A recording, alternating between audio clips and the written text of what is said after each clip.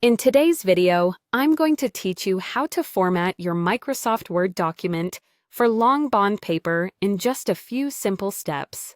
Whether you're working on a formal report, an academic paper, or any document requiring this specific size, I'll guide you through the process to ensure your document is perfectly tailored to this format.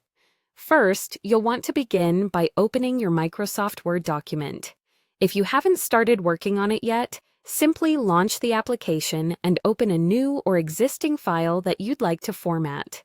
Once your document is open and ready to go, let's shift our focus to the layout of the page, as this is where we'll make the necessary adjustments. Now, direct your attention to the top of your Word window. Here you'll find a series of tabs that include options like Home, Insert, and others. Look for and click on the Layout tab. In some versions of Microsoft Word, this might be labeled as Page Layout, but don't worry if you see a slightly different name. Both tabs will include the options we need. With the Layout tab selected, you'll notice an array of tools that allow you to customize your document. Among these tools is an option labeled Size. Go ahead and click on this. It's from this drop-down menu that we can easily select the exact page dimensions required for long bond paper. After clicking Size, you'll see a drop-down list of various paper sizes.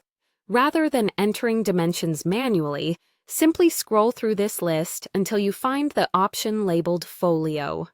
Once you've located it, click on Folio, which measures precisely 21.59 centimeters by 33.02 centimeters.